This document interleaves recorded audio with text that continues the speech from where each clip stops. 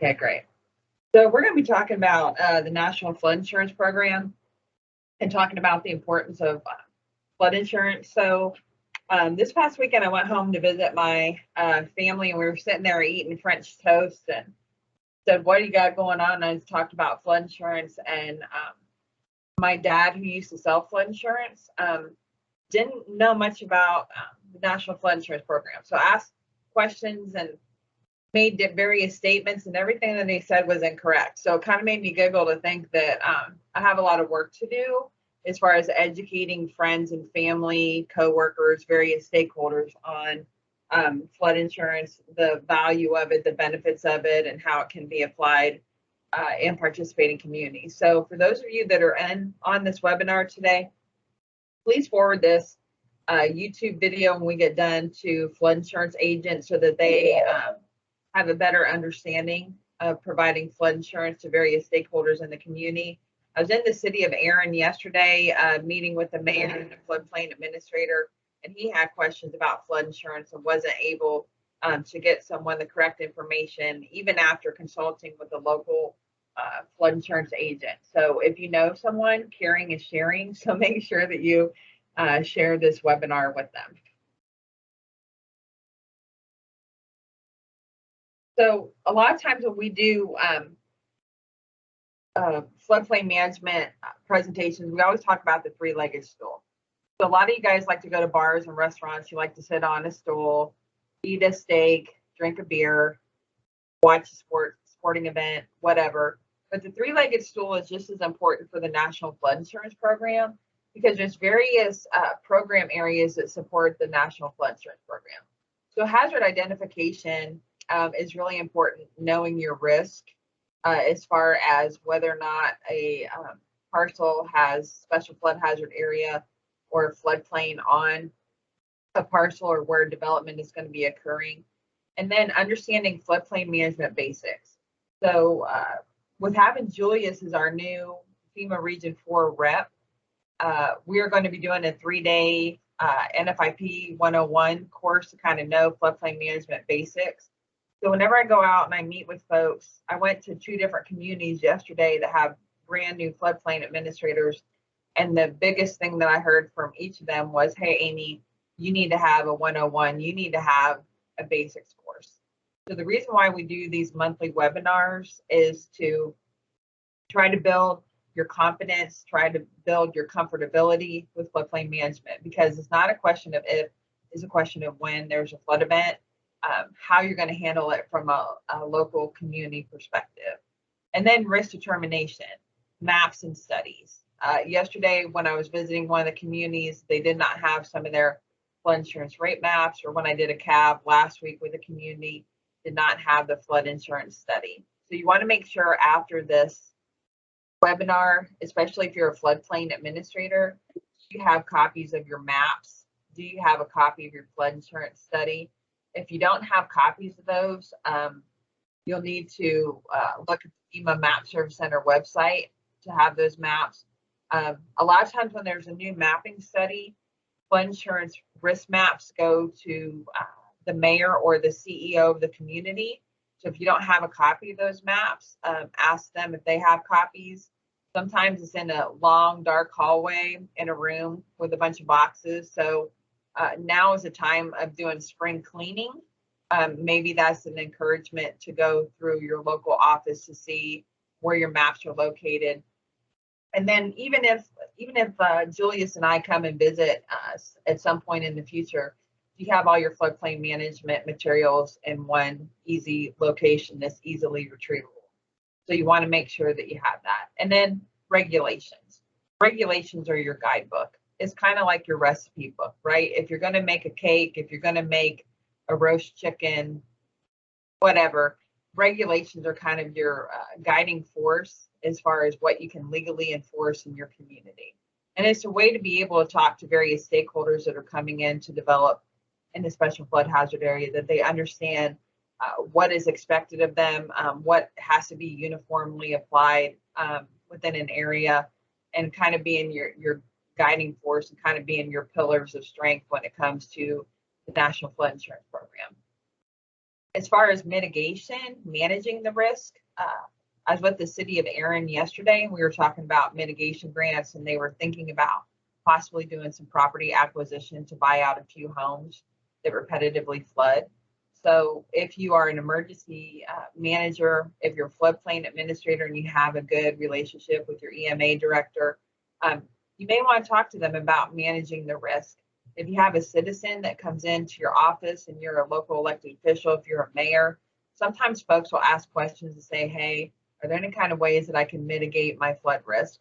And one thing that you can do as a local community is work with the state hazard mitigation officer. There's various grants that are available. You can help manage your risk. There's also, you can work with the Army Corps of Engineers and do a floodplain management study to look at some of your flood risk in your community, and they give you a study to tell you how you can manage it and what tools and resources are available you can to try to mitigate it or reduce it. Another portion of the three-legged stool that's very important is substantial improvement and substantial damage. Having a process for when someone wants to make an improvement to their home, or if the structure has been damaged by a various event, whether it's flood, whether it's fire, whether it's earthquake, tornado, snow, ice. If the structure has been damaged, what process as a community official, as a local floodplain administrator, do you use? A lot of times when there's a disaster event, there's this preconceived notion that FEMA, Casper the Friendly Ghost, whatever, is going to come in and do your substantial damage determination. But as a local floodplain administrator, you have to have a process for that. So there should be someone answering phones, documenting addresses. There should be a tour of a damaged area to go out and look at that and make a list of those structures, and then make sure if they're, especially if they're in a special flood hazard area, you use a substantial damage estimator tool to determine whether it's over 50% of the fair market value or not. And then the other one that's always challenging at certain points in different communities is oversight and compliance. I have one floodplain administrator who does a good job, but every time that he goes out and he does a site visit or he's just driving around his community, he notices that folks are doing unpermitted work in the floodplain or the floodway. So again, whether you're an army of one or if you have a staff, you want to make sure that you're going out driving around to see the structures are in compliance and that there's not any unpermitted development that's occurring within your community, especially if it's in a floodplain or the floodway. And then pre and post events, making sure you have a standardized process before a flood event as far as permitting, looking at site plans, documenting development, whether you're reviewing elevation certificates, and then post event. Do you have a substantial damage estimator software loaded on your computer?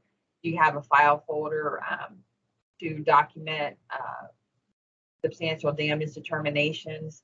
Do you have a file folder for each address? Do you have templates ready to write letters? And then making sure that structures are brought up into compliance. And then the other thing that we're going to talk about the most today is flood insurance. How do you insure the risk? Now, most of you, when I do a training, or let's say Julius in the future comes to Tennessee and we do a training together, and we ask you how many of you are in a floodplain. Some people raise their hands, some people don't. But everybody has various levels of flood risk in a community because where it rains, it floods. So you want to make sure that if you have a home, if you have a business, if you have a home, that you have flood insurance for that so that you protect what's yours, because your home is your greatest investment and your homeowner's policy will not cover losses due to a flood event. We're going to go a little bit farther into these today, kind of talk about flood insurance, the value of it, and how you can help homeowners and various citizens and stakeholders understand this better, because we tend to get flood events here in Tennessee quite regularly anymore due to climate change and weather events getting more severe. So you want to make sure that you have this information available to give to folks. So NFIP is a quid pro quo program. So what does that mean exactly? That means something for something. So FEMA agrees to make flood insurance available within a community when that community agrees to adopt and enforce floodplain management regulations. So after the Waverly flood event in August, we had Houston and Humphreys County both join the National Flood Insurance Program. And essentially they got a quid pro quo program. So they both voluntarily decided to fill out an application, a resolution of intent, and adopt floodplain management regulations that would have standards in place for development within a special flood hazard area. They both had to designate a floodplain administrator. They both received flood insurance rate maps, flood insurance studies. And so again, by participating in the program, they were no longer considered a sanctioned community, which means that if there's a flood event and you're sanctioned, if you have any kind of public assistance or individual assistance for homes that are in a special flood hazard area or roads or bridges, if you're a sanctioned community, you cannot get any kind of disaster assistance. So by both of them joining the program, they were able to get disaster assistance for the various areas in the community that sustained damage from the flood event. So flood insurance versus disaster assistance. Flood insurance claims are paid for all flooding events in all flood zones. So there's a myth that continues to go around Tennessee that if your structure or your property is outside a special flood hazard area in a zone X, the flood insurance is not available to you. That is incorrect. If your structure is within a participating community of the National Flood Insurance Program, there's 402 communities in Tennessee, flood insurance is available to you. So if you have insurance agents that are not aware of this, the Tennessee Department of Commerce and Insurance has a flood insurance myth brochure that we'll make sure that everybody gets after this presentation, that you can give to them, that flood insurance is available to all residents within a participating community. No payback is required. If you file a claim and they do a payout, you're not required to pay that back. Policies are not canceled for repeated losses. This is another myth because there was a couple down in Hardin County that had a severe repetitive loss property. So their insurance agent told them not to file claims because they would be canceled. So they didn't file claims at first, and then when they did, they were dropped by the insurance agent. But again, policies are not canceled for repeated losses. So you can't have more than one flood event. You have more than one damage event to your structure, but the policy is not going to be canceled for repeated losses. And building and content coverages are available. So keep in mind that if some of you, let's say, have rental properties and it's in a special flood hazard area, because you are the landlord, you can get flood insurance for the building, but then you would want to connect with your renters to say you need to get content coverage in case there's a flood event, especially for the folks that are on the first and second floor. You want to make sure that you tell them that. And then on the flip side, the disaster assistance requires a presidential declaration. So after there's a flood event, there's various entities with FEMA that will go out and do damage assessments, just windshield surveys of an area, document that, and then FEMA comes to verify the assessment of damage. And then if it meets certain thresholds, there can be a presidential declaration. Sometimes it's just for public assistance. Sometimes it's for public assistance and individual assistance. It just depends upon various metrics that FEMA has, whether or not one will be designated or both. Presidential disaster declarations are not made for all events, and most assistance is a loan to be repaid with interest. So if you don't have flood insurance, you can get disaster assistance loan, but then you're going to have to repay it with interest.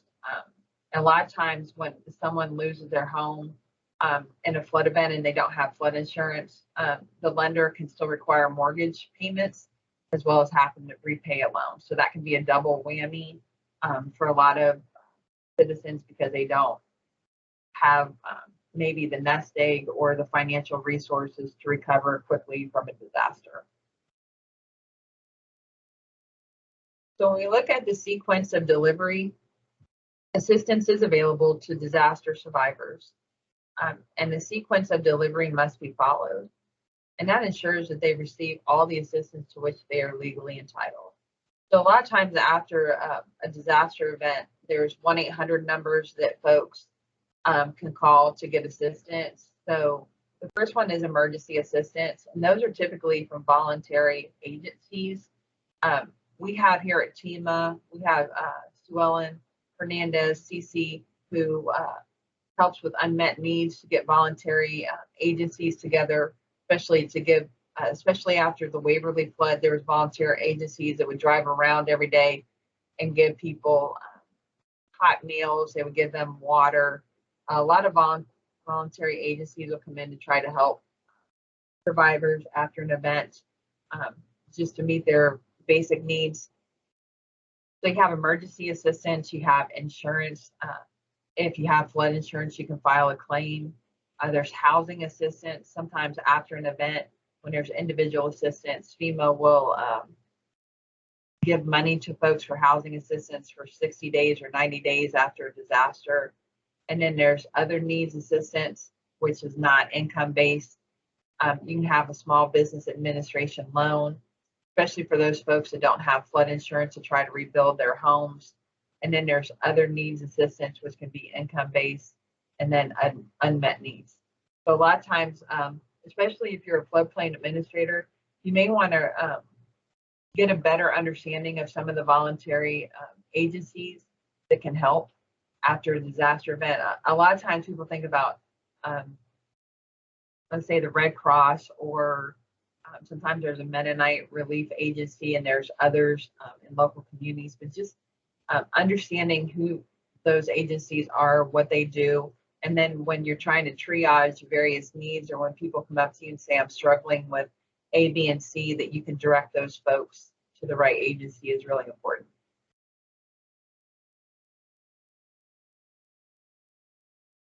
The National Flood Insurance Program is really an important program when it comes to addressing flood risk in a community. As I talked about earlier, there is a code of federal regulations that has definitions listed within there, so that if I say potato, Julius may say potato, but actually it defines exactly what a potato is, right? It defines exactly what development is when it comes to being located in a special flood hazard area. And there's eligibility and mandatory purchase requirements. There's risk rating 2.0, which we'll get into, and discounts. So we have a little video that we can watch.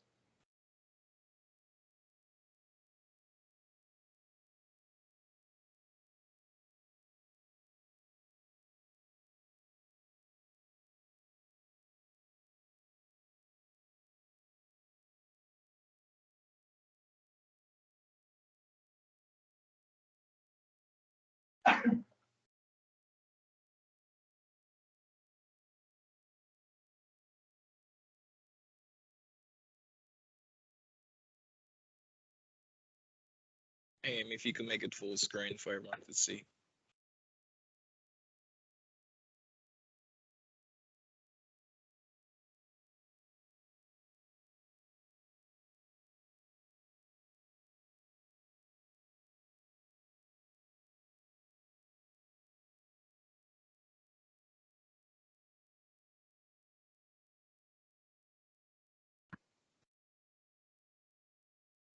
Are you there, Amy?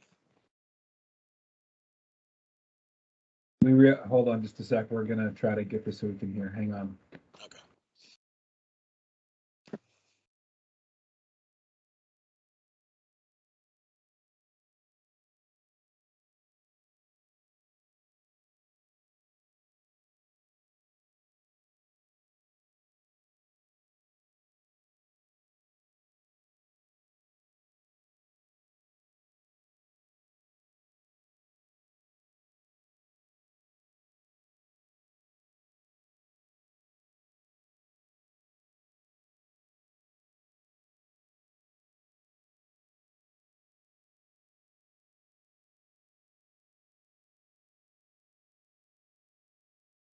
No, it's a little odd.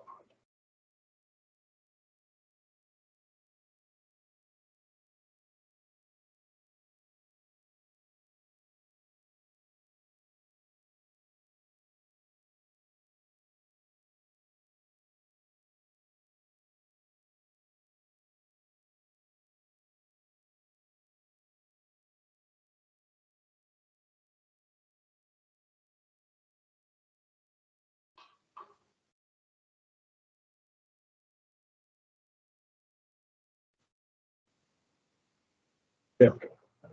Yes. Yeah, sure.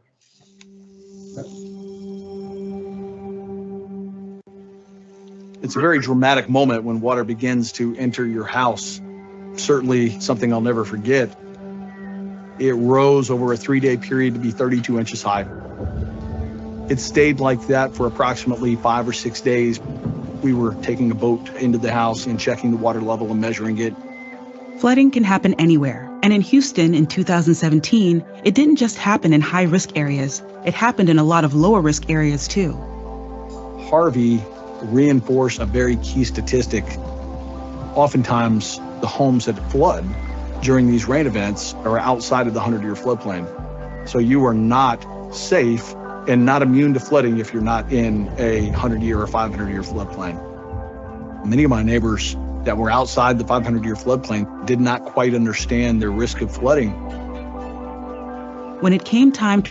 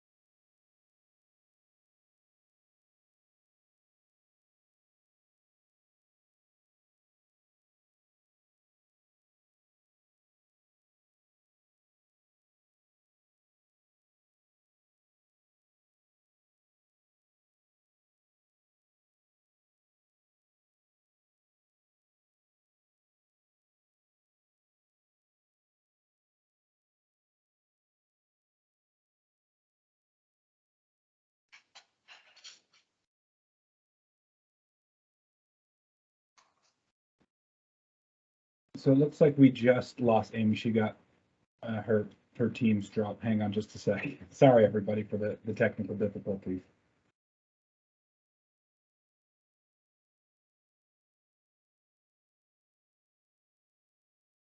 Just let me know if you want me to pick it up if Amy's having challenges. Yeah, sorry, we've got a bunch of folks here at Team today doing an active shooter drill, so I think we're having some problems with the network.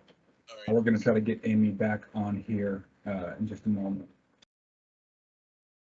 Joseph, can you hear me?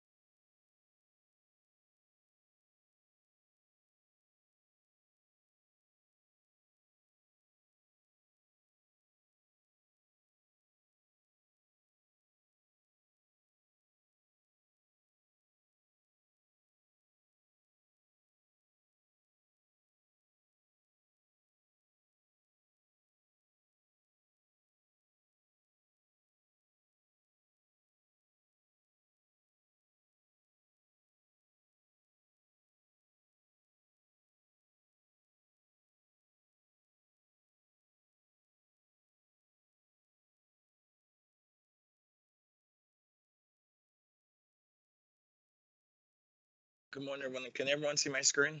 Give me a thumbs up. Put folks on the camera. Can you guys hear me? Yes. All right, cool. Amy, I think we got Amy back, but I'll continue. Amy, do you want me to continue or you want to?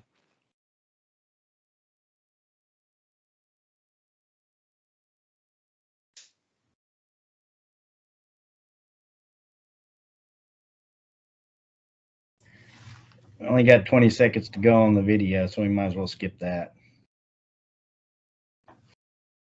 It looks like we got Amy back on. Hear me now? There we go. Yeah. Yeah, I'm sorry, everybody. We normally never have this kind of problem, so I'm really sorry.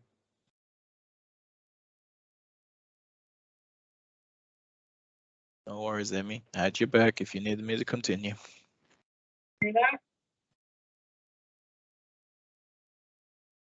Yeah? Okay, hold on. Right. The share screen Yeah. icon. Share screen. Yeah. And yeah. Okay. Try finding. Okay, let's see.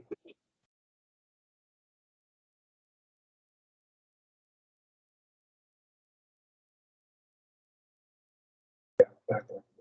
I'll take it. Because it actually stopped a little bit.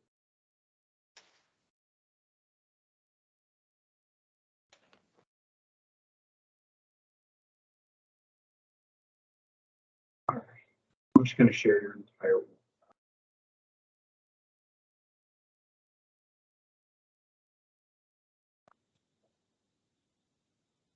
Have to get it back. We're a middle class community. Most of us are not in a position where we have available funding to recover from a major event. It's a tremendous financial burden. In 1968, Congress created the National Flood Insurance Program, or NFIP. At the time, there weren't many affordable options for private flood insurance, especially for people living in high-risk areas. The government recognized a need for a more affordable program to help communities manage flood risk, no matter their risk level, and help reduce their risk of flooding in the future. Today, FEMA programs like the NFIP help communities and property owners better understand their flood risk and how risk can change. Using flood risk data and maps, communities can decide how to reduce their risk in ways that work best for them. The rebuilding process really starts with your engagement with flood insurance. Thank goodness we were able to count on that for our recovery. We plan to live in this house for a very long time. We love the community, our families here. This is our home. Learn more about how the National Flood Insurance Program can help your community understand and reduce risk. Visit FEMA.gov/mitigation.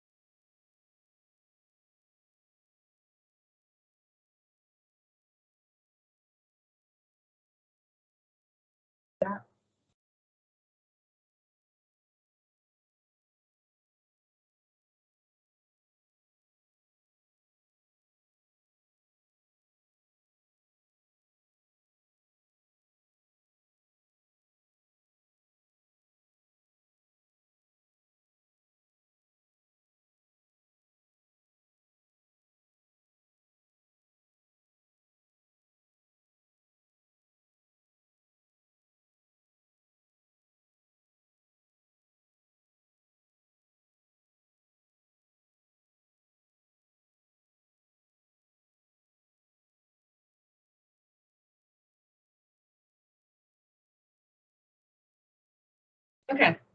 So when we think about flood insurance definitions, flood is a general and temporary condition of partial or complete inundation of 2 or more acres of normally dry land or 2 or more properties. So floodwater sources can be overflow of inland or tidal waters. A lot of times when you think about a hurricane hitting a coastal community, that's kind of their main priority that they're concerned about. And in Tennessee, we worry more about unusual, rapid surface water accumulation or runoff from any source. Can also have floodwater sources include mud flows and collapse of land due to waves or currents above anticipated levels. Some other definitions that are important for flood insurance is a structure. A structure is considered a walled and roofed building, including a gas or liquid storage tank that's principally above ground, as well as a manufactured home.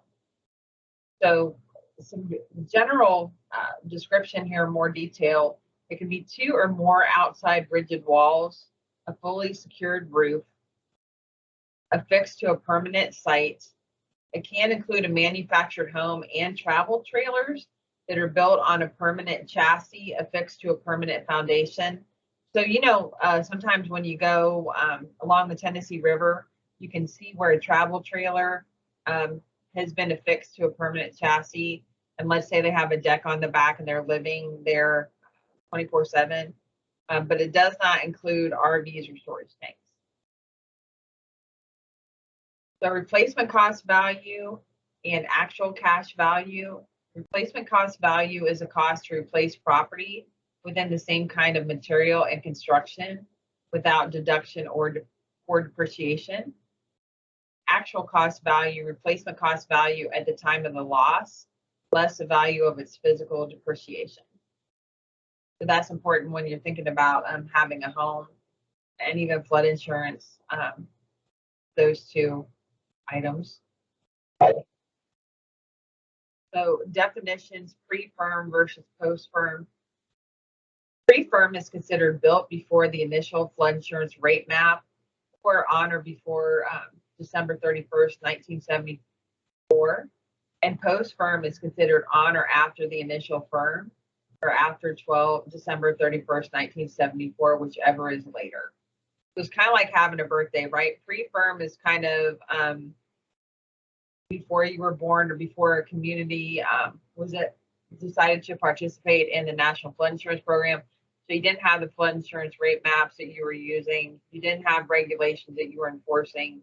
Or, you know, let's say a home was built before December 31st, 1974. A community may not know where their flood risk was delineated in their community. The post-firm is once a community joins the National Flood Insurance Program and they start enforcing the standards that they adopted that are legally enforceable. What is insurable by the National Flood Insurance Program, you ask? Walled roof structures, principally above ground, manufactured homes or travel trailers if anchored to a permanent foundation, buildings under construction, and contents of a structure, especially available to owners and renters. So if you guys just keep this in mind, and when you talk to your insurance agents in your community, or if you're talking to an applicant that's coming in and they have a structure that's in a special flood hazard area, just making sure that you understand what is insurable will really help kind of reduce some of the confusion and myths that are out there in a lot of places across the country. What is non-insurable by the NFIP? Buildings that are completely over water. So as you can see here in this schematic, this building is completely over water. It would not be insurable by the National Flood Insurance Program. Buildings principally below ground. Sometimes you'll see a structure that is kind of almost built into the ground, like most of the living space is subgrade on all 4 sides. Maybe you'll see a little bit of a roof right at the grass line. Unanchored manufactured homes. Motorized vehicles are not insured by the NFIP. Gas and liquid storage tanks outside buildings, machinery and equipment in the open, and swimming pools, hot tubs, etc. When is flood insurance available for a participating community? It's available inside and outside the special flood hazard area. Homeowners, business owners, renters, or lessees have flood insurance available to them. This is another key slide I can't stress enough, that when you're talking to insurance agents, when you're talking to stakeholders, or if you're just doing any kind of education or outreach on the National Flood Insurance Program, this is really important to stress to everyone. So, okay, you say, Amy, that's great that it's available for those, but when is it not available? There's 8 communities in the state of Tennessee that are non-participating. Property owners in those 8 non-participating communities are not eligible for flood insurance. If a community has been suspended from the National Flood Insurance Program, flood insurance is not available. So if you have a real estate transaction that's going on, let's say that I'm buying a home from Joseph and it's in the floodplain and the community suspended, flood insurance would not be available to me, and that could jeopardize the real estate transaction. And for structures in a coastal barrier resource system or otherwise protected areas, if built after the area was designated, flood insurance is not available.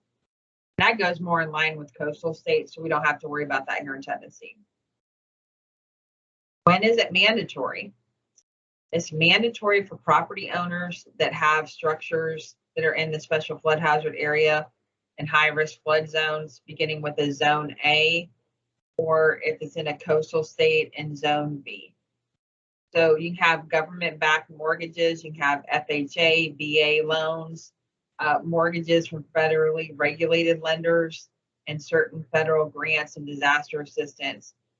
Flood insurance is mandatory. So continuing on with this, property owners who receive disaster assistance for acquisition, construction, or repair of a structure, they must purchase flood insurance within the special flood hazard area, and they may not be eligible for some disaster assistance if flood insurance policy lapses. So that's really important when it's mandatory. There are some purchase exemptions. Only FEMA can change the flood zone designation. That's really important to remember. A property owner can apply for a letter of map change. And as we've talked about before in various trainings, letter of map changes is kind of an umbrella term that encompasses a letter of map amendment or a letter of map revision based upon fill. So the key triggers for that is the lowest adjacent grade or the lowest ground elevation must equal to or be above the base flood elevation. So a property owner, if they feel that they've been inadvertently included in the special flood hazard area, they can hire a surveyor to go out and shoot elevations as far as determining the base flood elevation, determining the lowest adjacent grade. That's the elevation of the ground beside the house or beside the support membranes of a deck. Or if it's a vacant piece of property, looking at the lowest lot elevation if it's vacant to make sure that it's at or above the base flood elevation. If it's approved, the borrower can send a copy to the lender for an updated flood zone determination. Keep in mind that if someone feels that they've been inadvertently included, they need to reach out to their lender prior to doing this step to make sure that the lender would agree if they did have a removal determination from FEMA that the mandatory purchase requirement can be waived. So I always tell people, you kind of want to look before you leap, and you kind of want to ask for permission before you do this to make sure that everyone's on the same page. Removal from the special flood hazard area via this process only impacts the mandatory purchase requirements. It may not directly change the policy premium. Where do you buy flood insurance? You can find a list of insurance companies on floodsmart.gov. If you look to find a flood insurance agent, there's 28 different companies within Tennessee that sell flood insurance. Or you can call your insurance company or your local independent agent to ask if they sell flood insurance. I can tell you that I got my mom a flood insurance policy up in Ohio. The structure of my home, childhood home, is outside a special flood hazard area. And I went online to the insurance company that she has her homeowner's policy, filled out, hey, call me, I want to purchase flood insurance and they never got back to me. So you want to make sure that if you don't hear something from your local agent, that you go on floodsmart.gov to see other companies that are selling flood insurance to meet your needs and to be able to purchase that. Available coverage for flood insurance policies, there's dwelling coverage, there's general property, there's residential condominium building, association policy. So those are kind of the available coverages that are available for folks that want to have flood insurance. As we talk about limits of coverage, the insured, when you think about buildings, whether it's a single family, other residential or non-residential, there's the emergency program. If a community is thinking about joining the NFIP, they can be under the emergency phase, but all 402 participating communities are in the regular phase. So for a single family, for the building, for the structure, you can get up to $250,000. For non-residential, you can get up to $500,000 in coverage. And when you're looking at contents for residential, you can get up to $100,000. And then for non-residential, you can get up to $500,000. So we were talking at breakfast about flood insurance, and they said, Amy, what about the beach houses that are on the coast? $250,000, no pun intended, or maybe the pun was intended, is just a drop in the bucket. It doesn't really go very far for coverage of the structure. The FEMA come up with these rates back, in 1994, and it hasn't had a change or an increase since then. But maybe with risk rating 2.0, maybe they'll take that into consideration. So what's covered under building coverage? It protects your electrical and plumbing systems, your furnaces and water heaters. And then I've had different trainings before where they talk about white trash, meaning your refrigerator, your cooking stoves, your built-in appliances like dishwashers, that's covered. Permanently installed carpeting, permanently installed cabinets, paneling, and bookcases, window blinds, foundation walls and anchorage systems and staircases, detached garages, and then fuel tanks, well water tanks and pumps, and solar energy equipment. Other things that are covered is personal belongings such as clothing, furniture and electronic equipment, curtains, washer, dryer, portable and window air conditioners, microwave oven, carpets not included in the building coverage, like carpet installed over wood floors, and valuable items such as original artwork and furs up to $250,000. I'm sorry, $2,500. So flood insurance facts, there are coverage limits, as we spoke about a moment ago. There is limited coverage for basements and enclosures. Flood insurance pays actual cash value for contents. Flood insurance pays replacement cost value for single family primary residence if insured at least 80% of the replacement cost value. All other buildings insurance pays actual cash value, and then you have to meet your minimum deductibles. I will tell you too that sometimes people will increase their minimum deductibles just to try to get their flood insurance rate or their premium a little bit lower. So keep in mind, if it was a $5,000 deductible and you've upped it to $10,000, you're going to be on the hook for that if there is a flood event. So sometimes people try to take different routes, but they have to understand the consequences of those and making sure that they're in a financial situation, or they put that money aside in case there is a flood event to be able to meet that minimum deductible. So there is a waiting period for flood insurance. At loan closing, there is none. The policy becomes effective immediately. And there can be a waiting period within 12 months of a flood map change, which is 1 day. And then for all others, there's a 30-day waiting period, including cash purchases. There can be a waiver for some areas affected by a wildfire. So you can see over there on the right-hand side, There's different waiting periods when it becomes effective immediately. When there's a flood map change, there's a 1-day waiting period. Post wildfire, there's a 1 day. There's some conditions that apply, and then all others are 30 days. So you may say, why is there a 30-day waiting period before it becomes effective? And why are there waiting periods shortened after new maps for wildfires? Can anybody tell me why there's waiting periods?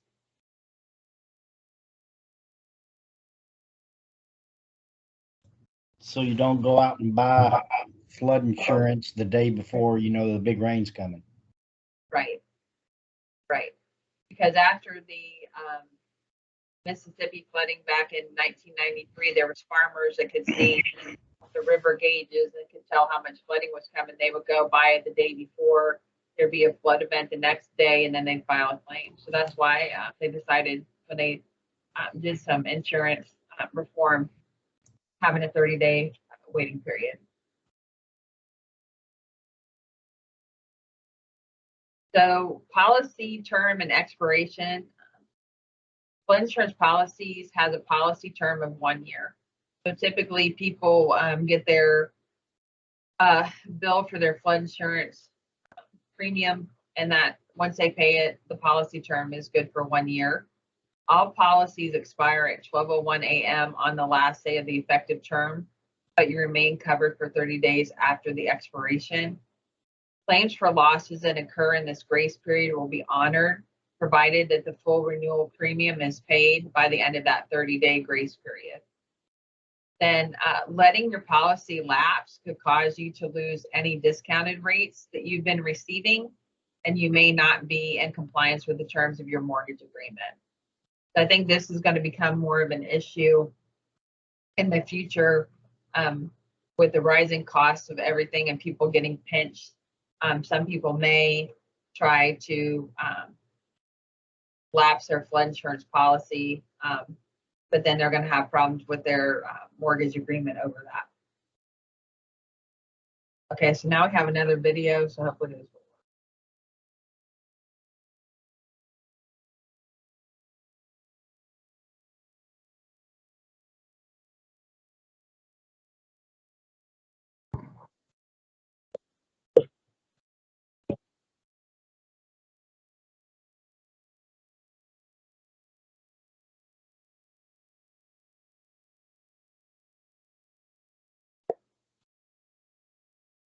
Can you hear it again?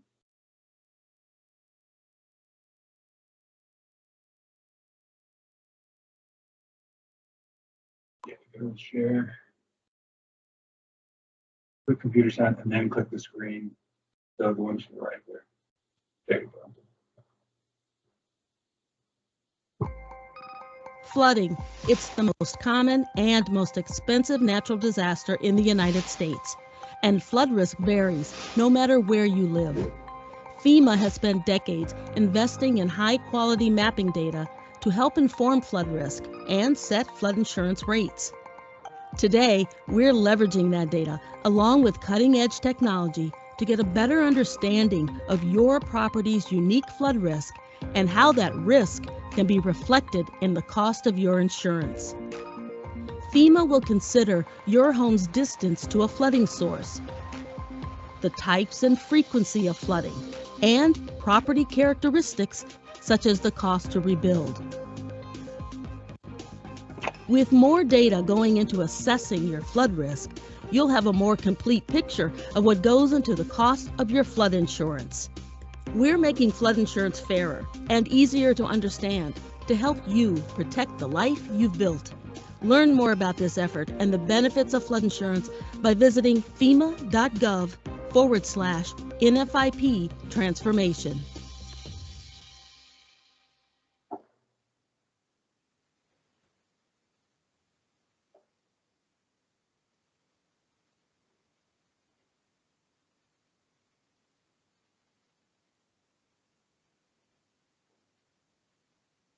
Julius, you want to go ahead? Sorry, guys. I'm on mute.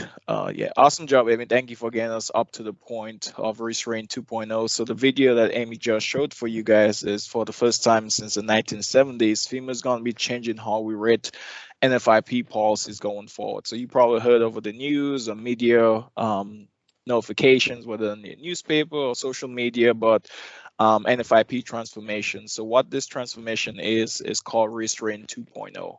And that's what we're going to get into for the second half of the presentation. But flood insurance, because it's going to completely change how we FEMA rates NFIP policy moving forward. So some keynotes for you to be aware of. What do I need to know? So like Julius, how does this apply to me as a local floodplain administrator?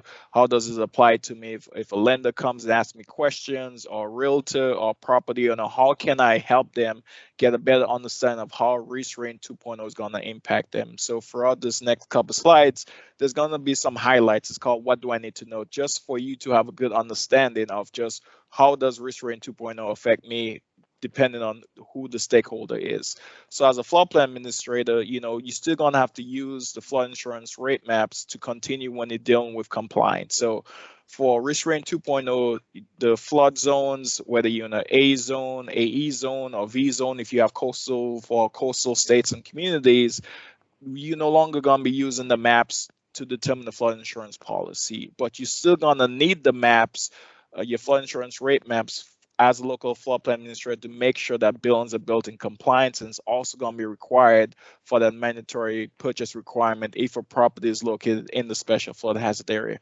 As an insurance agent, all the different companies Amy talked about, they're going to use the rating engine now to calculate a flood insurance policy for that particular individual. So that's why it's important for, if you have an existing policy or you're looking to get flood insurance for the first time, reach out to your insurance agent, contact your insurance company and say, hey, I'm interested in getting a flood insurance policy, and they will use the new rating engine to calculate a flood insurance premium for that particular property for that homeowner. As a realtor, when you're going out there and you're trying to sell properties in or outside the special flood hazard area, now you're able to work with your clients and then for them to get a quote before they purchase a property, so they kind of have a sense of what the insurance will be moving forward on the Risk Rating 2.0. My wife and I just moved here from Philadelphia to the Georgia area, and we're soon going to be looking for a house, so whenever in the marketing trying to buy a house, those are some of the questions as a client you want to be asking your realtor. Hey, where's this property located? Can I get flood insurance? So those are good things for a realtor to be aware of. And as Amy pointed out too, a lot of times what you end up hearing is a lot of people saying, well, I cannot buy flood insurance. And we always have to stress to various stakeholders that as long as that community is participating in the National Flood Insurance Program, anybody could buy flood insurance. So that's a big thing we want to continue to encourage folks to be aware of, is like, hey, as long as your community is in, you could buy flood insurance. So right now there's about 402 communities in Tennessee that's participating in the NFIP program, and we have 8 that's not in the program. So I know Amy and I are going to try to get those 8 communities into the NFIP program, so in that way the whole state of Tennessee is covered. But most of our communities are in the NFIP program, therefore anybody in that community could buy flood insurance. As a lender, the cost of mandatory purchase is still going to be required. So if you have a federal backed mortgage, you're going to be required to carry flood insurance if that property is located in the special flood hazard area. And depending on the lenders, their prerogative, they could still require somebody to carry flood insurance even if that property is not in the special flood hazard area. And then as a property owner, the key with Risk Rating 2.0 is for you to be able to get a policy that's going to be suited for your particular property based on the unique conditions of that property, how far you're from the flooding source, your elevation, what is pre-film, post-film, it's going to be more detailed, more to fit that particular property. In the past of how we have rated policies is kind of put everyone in the same bucket and give them a policy, but now it's going to be more based on that particular property situation versus trying to fit everyone in the same bucket. So going forward for property owners, they're going to be more easily able to obtain the cost of a flood insurance policy under Risk Rating 2.0 versus from what has been happening since the 1970s under the previous rating methodology that we did use. Next one, Amy. So what does that look like, Risk Rating 2.0? So on your left-hand side, you have what we were using in the past since when the program was created, going back to 1968, and when we started issuing policies starting in the 70s. We've been using kind of the same engine forever. You know, we're looking at the FEMA source data. Your rates were based on you in or out of the special flood hazard area. What's your flood zone, your base flood elevation, your foundation type, structural elevation. You know, we focus a lot on the flood insurance rate maps. You know, your V zones, your A zones, your A99, your AO, your OH. We focus on those things to figure out a policy for an individual. And then the big thing, that 1% annual chance of flooding, and then the fees and surcharges. So this is how typically we have rated policy in the past. But moving forward on the risk rating 2.0, it's a completely different approach. Is going to be more equitable, and you're going to hear that word a lot in FEMA now, equitable. We want to make sure that, you know, premiums are accurately reflecting the property's unique flood risk by considering a broad range of variables.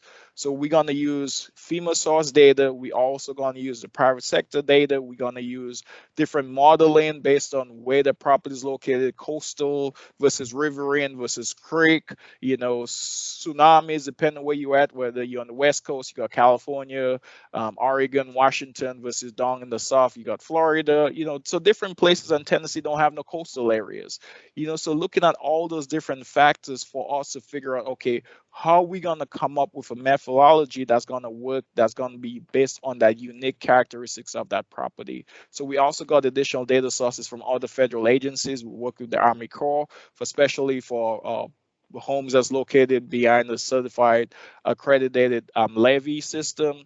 We also looked at different federal agencies as well to get that information that went into the new methodology. Then we're going to look at the cost to rebuild, you know, how much is going to cost you to rebuild that structure. Then the ratings factor went into it is, okay, how far you're from the ocean, the river, your river class, what is the river class for that particular structure, the flood type, you know, ground elevation, first floor height. So all these different rating factors are going into risk rating 2.0 to help us come up with that equitable policy for that particular homeowner. So this is a big change from the previous method we've been using since the 1970s to where we at now. And risk rating 2.0 went in effect as of October 1st of 2021, and all new renewal policies come April 1st will be on the risk rating 2.0 now. So once April 1st come, everybody will be completely transitioned on the risk rating 2.0. Next one, Amy. So what is not changing? So the 30-day waiting period we talked about, that's not going away. Statutory rate caps on annual premium increases, that's not changing. Availability of premium discounts, that's still staying the same. You could transfer the policy discounts to new homeowners. So for example, if I'm buying a house here in Georgia and somebody has a flood insurance policy on it, they could transfer that to me as a new homeowner. Using the flood insurance rate maps for mandatory purchase and floodplain management. So even though the rate maps are no longer going to be used to determine the flood insurance policy, as a local floodplain administrator, you still have to use it for compliance. You still got to make sure that people following your floodplain ordinance, making sure they're building to the correct elevation, following your BFE. If you have a 1 foot or 2 foot of freeboard, making sure that structure is built in compliance, make sure they have flood openings in there, in that enclosure, in that crawl space area. If it's a non-residential building, make sure that they get that certification for dry flood proofing. So making sure that you're still following your floodplain ordinance to make sure that buildings remain in compliance with your NFIP regulations, because if your community is not enforcing these regulations, then you jeopardize your status NFIP program, and then you could get put on probation.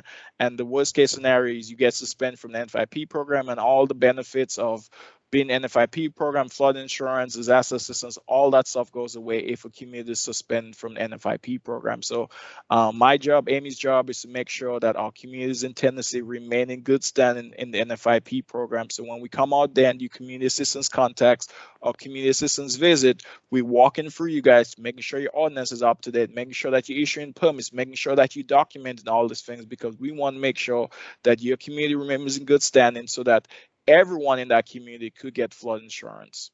And then building contents, we talked about it, that 250 for residential versus 500,000 for non-residential. You have your building contents, and then you got your the contents itself. So those things are not changing.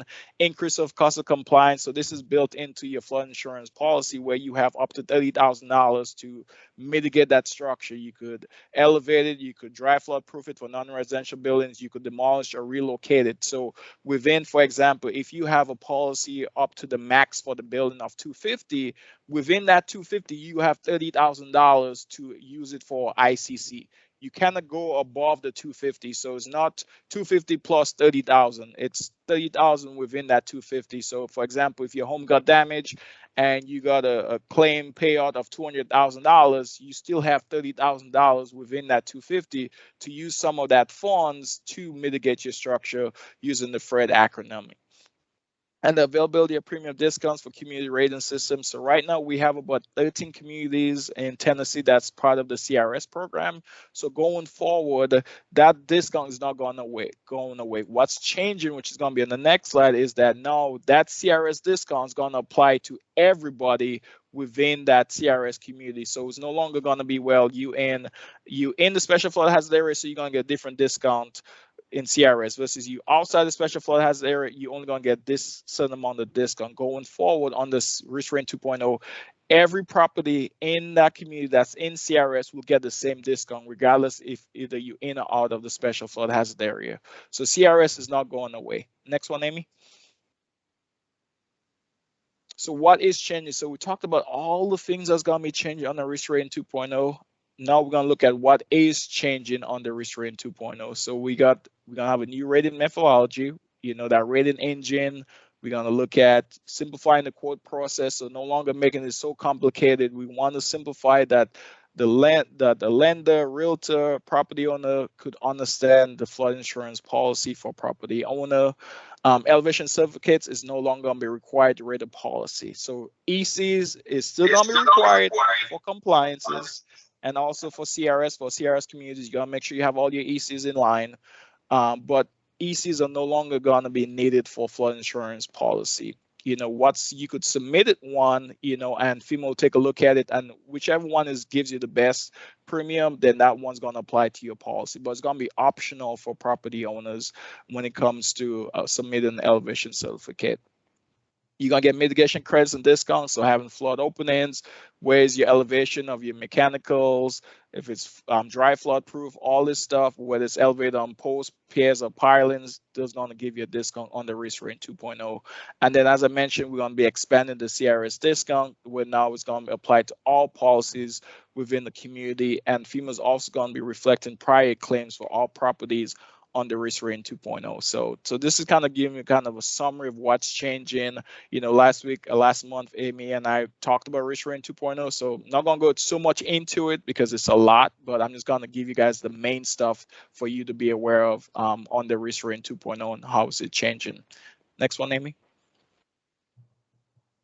What's also changing, so FEMA is going to be eventually phasing out and eliminating the preferred risk policy, mortgage portfolio protection program, submit for rate. So basically what's happening is that on the Risk Rating 2.0, everyone is eventually going to get to their actual rates for their policy. So they're going to get up to that full premium eventually over time. So it's no longer going to be giving you a discount for this, discount for that. Is that eventually everyone's going to get a picture of what the actual premium is going to be based on those unique characteristics that goes into generating that policy on the Risk Rating 2.0.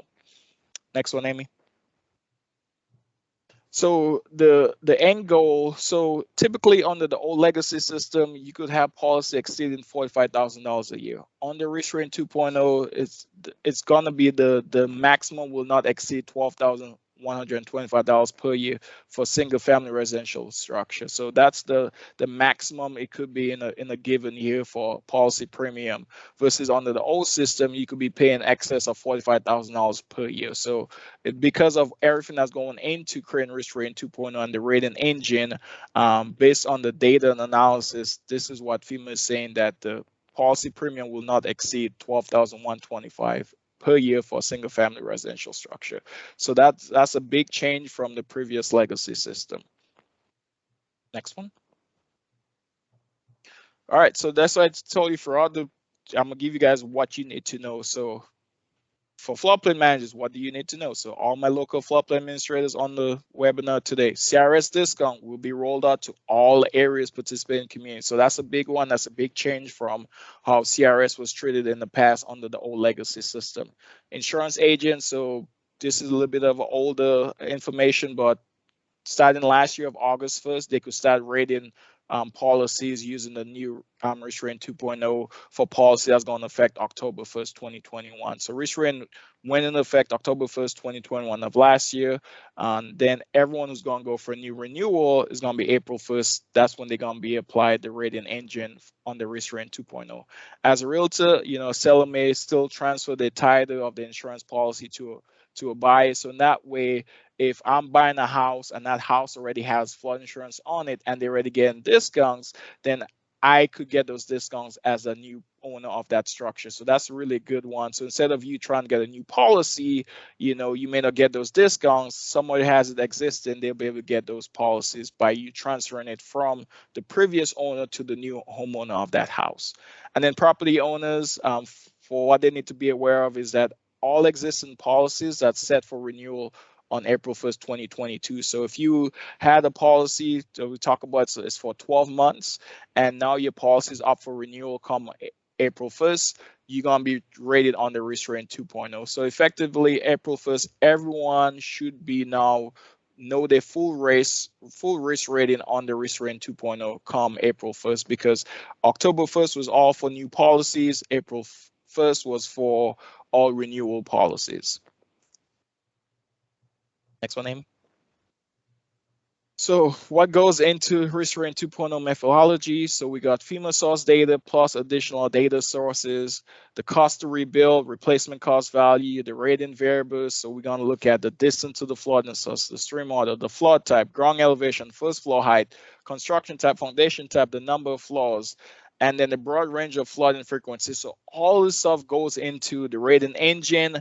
It's a lot of information. I don't have access to everything that goes into it. So, but this is kind of a summary. So that way, if someone asks you a question, okay, a property owner comes to you and say, hey, you know, I'm looking to get flood insurance, you kind of can provide them with an understanding of, hey, these are all the things that go into it, but to get more details, that's when you want to reach out to your flood insurance agent or contact insurance company, and then they'll be able to walk you through it. And if someone tells you, hey, you can't get flood insurance, remember, as long as that community is participating in the National Flood Insurance Program, anybody in that community could get flood insurance. So this is one thing we really want to stress to you guys on this webinar, is that anybody could get flood insurance as long as your community is participating in the NFIP program. And if you go on the community status book on FEMA's website, it will provide you a list of all the communities that's in the NFIP program in Tennessee and the ones that's non-participating. And you could find that out for any state in the United States. You could see the community status for all the 24,000 NFIP communities in the NFIP program. Next one, Amy. So geographic location, so that's a big one. So all this stuff, they're going to start using geographic location as one of the variables to determine, okay, what's going to impact your flood insurance premium. Go to the next one, Amy. Structure variables, so these are all part of the different characteristics that falls under the structural variables that's going to impact your policy on the risk rating 2.0. So you got from building occupancy all the way to the number of floors in the building, date of construction. All these things are going to be factored into it. So whenever an agent is walking through you for a homeowner to get a policy, they're going to be going through all this stuff, checking off and saying boom, boom, boom, in order to factor in to help you create that policy that's unique to that property. So that's the big thing about risk rating 2.0, is that no two persons are going to have the same policy, because no two structures are the same. You're going to have different elevation, different floor type, where's your machinery located, you know, are you close to a creek, are you by a river or ocean area? So all that stuff is going to create a unique portfolio that's just unique to that particular property, versus in the past where it was kind of put everyone in the same bucket and you get a policy. This one is more to make it more equitable. So in that way, a homeowner truly understands their flood risk, because everyone's flood risk is different. you may be one structure is on the same street, one is elevated versus one is not elevated. So therefore, they should be paying different for their premium based on the uniqueness of their particular structure. Next one, Amy.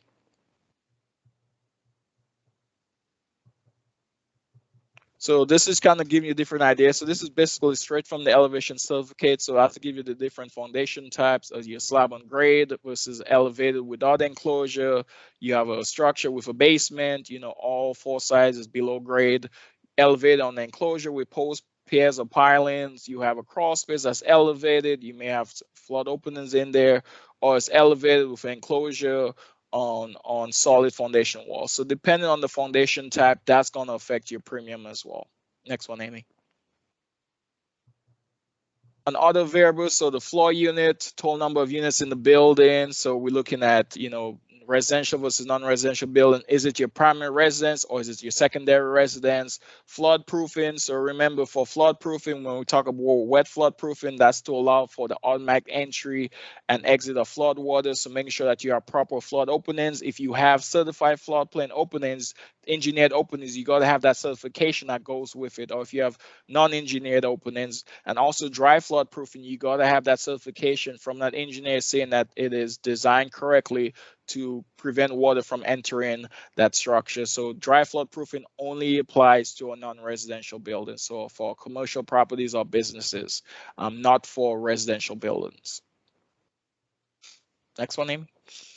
So prior claims, so FEMA is also going to affect it. That's also going to affect moving forward in terms of prior claims on that property. If the property had claims within a 20-year rolling window, that's also going to go into consideration as well as it pertains to risk rating 2.0 as well. So everything is going to affect your premium. So that's why the premium is going to be unique for that property, because you may have been flooded in, let's say, 2014, then you had another flame within another 10 years.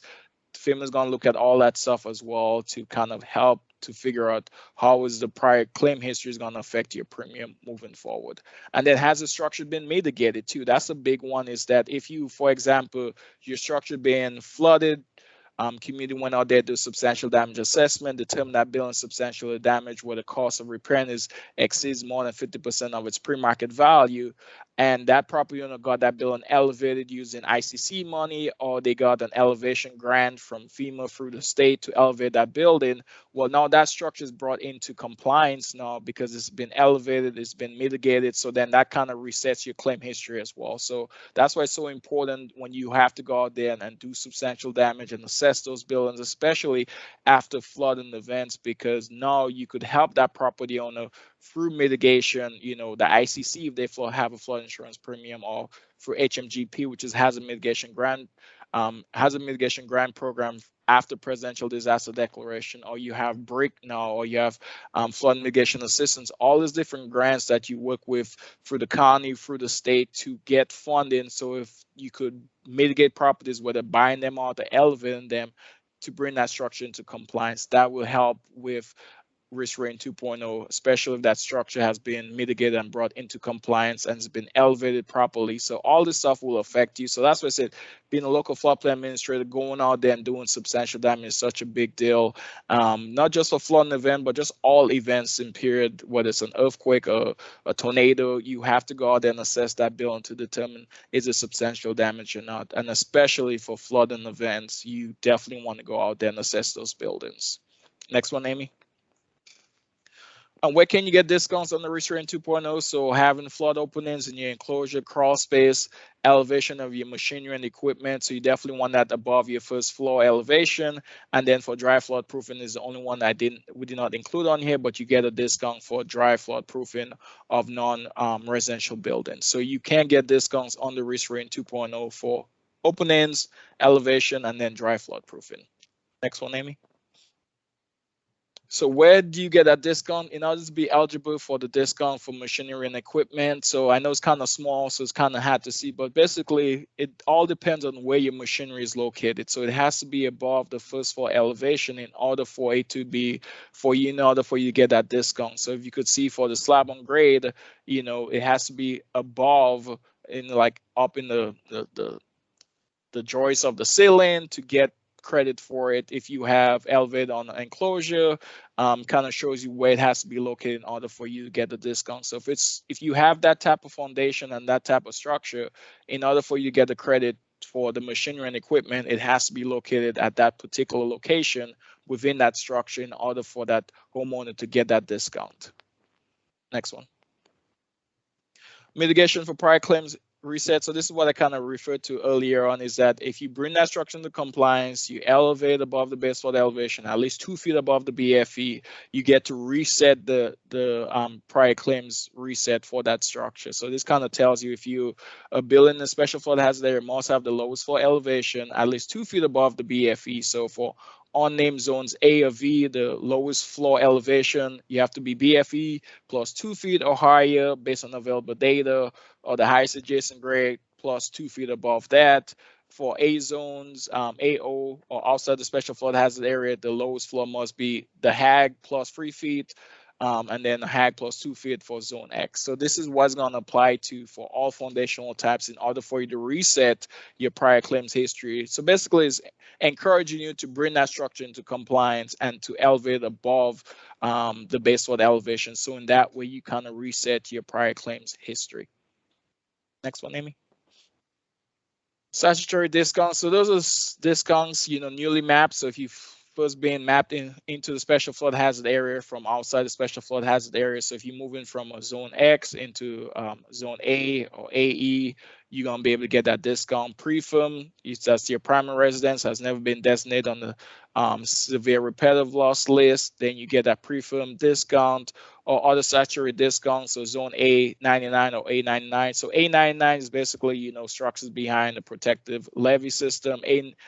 AR is basically structures that once protected, but they're now decertified because either the levee is no longer accredited because it's not tall enough, it has a freeboard deficiency, or it's a community program. That means communities that just joined NFIP program. So those are the statutory discounts. What's moving forward is those statutory discounts are going to be eventually phased out as we get closer to the actual rating of that premium for that particular property. Premiums will increase yearly until the policy reaches its full actual rates on the risk rating 2.0. So it's going to be gradually over time, but you're going to see a gradual increase until you get to your full actual rating for that particular structure. And if there's a lapse in coverage, it's going to impact your eligibility for statutory discounts. So basically, is if you have a flood insurance policy and you get those discounts, maintain it. Do not have any lapse in coverage, because then it's going to impact you from getting those discounts moving forward. So if you have a policy, encourage folks to keep it. You could raise your deductible, but remember, the higher your deductible is that's going to be harder when there's an event, because you have to pay the deductible before a claim is paid out. So that's what we tell folks, sit down and figure out what's going to work best for that particular individual and their family. The key is we just want to encourage everyone to get flood insurance, because wherever it rains, it can flood. And as you seen in that video with that homeowner was speaking about the Houston flooding, I was in Houston in 2016 doing the same flooding in Houston, Beaumont, Newton areas, and they had the flooding. It wasn't as devastating as what we saw in 2017, but those are some of the same areas that I was out there working with the communities to do substantial damage, going out there and registering folks for disaster assistance, so seeing those same areas impacted, because what we've seen over and over again is that with climate change and more rainfall and stuff changing, is that a lot of areas that were not used to getting flooded again flooded, and the communities that, if they're not taking a comprehensive approach and being proactive, we've seen a lot of more properties outside the special flood hazard area again impacted. So that's what we encourage everybody, regardless of where you are at, to get flood insurance and to protect your loved ones, protect your property. That's a big investment. Having a mortgage, 30-year mortgage on the property, you want to make sure that you're protecting that investment moving forward, because as Amy alluded to, not every event is going to get a disaster declaration. So not everything's going to get signed off by the president. Not everything's going to bring in that FEMA funding. You're going to have to rely on volunteer assistance for the smaller events, working with the state, or working if the community has a flood grant within the state or the community to help those property owners. So that's why we say if you could make sure that properties are built in compliance, built correctly, that goes a long way to mitigating the flood risk to that particular structure. Next one, Amy. So continuous coverage and transferring policy. So like I said, if you sell a house and you have a policy, you could transfer that to the new property owner instead of canceling it. So when we sold a house in Philadelphia, we didn't have flood insurance on it, but if we did have flood insurance on it, when I sold it to the new homeowner, that policy would have transferred to her. And if I had discounts, she would have benefited from those discounts. So if somebody's selling a house in the community and they have flood insurance, make sure that they're working on that transferring, and if to give it to a new homeowner, and that'll be a big help. I know as a homeowner buying a new house, if somebody has a policy that has discounts, I would love to have those discounts as well too. So so definitely encourage folks, when they come up to you and asking questions, or realtors are asking you questions, that's something you could tell them about, that hey, if the homeowner has a policy, they could transfer it to the new buyer. So, and then transferring the policies, keep the glide path. So you're gonna hear glide path for statutory discounts. It just means that slowly but surely you're going to get to your actual rate, but it's going to take like a process. It's like a glide path. Slowly but surely, as those statutory discounts get removed, you eventually going to get to your actual full rating. Next one, Amy. So it's a phased approach. So this has been going on for a couple years now. We initially wanted risk rating 2.0 to be going in 2020, but because of COVID and everything that happened, it got pushed back to October 1st, 2021. So basically, we take a two-pronged approach to risk rating 2.0 to get it out to everybody. So basically, October 1st of last year, all new policies, new single-family home policies, new multi-unit home policies, new commercial properties, they were immediately impacted by risk rating 2.0. So they were the first one to go for risk rating 2.0 because those were new policies. The second approach to was April 1st, 2022. So this is basically in a couple weeks. Everyone who has an existing policy under the old legacy system is now going to be renewing on the risk rating 2.0. So we're talking about existing single family home policies, existing multifamily home units, and existing commercial properties. So come April 1st, everyone, new policies and existing policies will be fully rated on the risk rating 2.0. So that's where no one is going to be under the old legacy system come April 1st. So that's why we did a two-pronged approach. New policies, October 1st of last year, and then existing policies, April 1st of this year. So that's a two-pronged approach to getting risk rating out to all our existing policyholders and the new ones who just get an NFIP policy. So so those are the dates to be aware of. October 1st of last year for all new policy that was coming into NFIP program, and then April 1st for all existing policies that's been renewed. So encourage folks to keep their policies, renew their policies. Don't let that policy lapse, especially if you're getting discounts. You want to make sure that you continue to keep those discounts on the risk rating 2.0, and to reach out to your insurance agent, reach out to your insurance company. And if someone keeps telling you, hey, you can't get flood insurance, like I say, reach out to Amy and I, reach out to us, and then we work with you, work with that property owner to make sure that they know that they can get flood insurance because that community is participating in the NFIP program. Next one, Amy.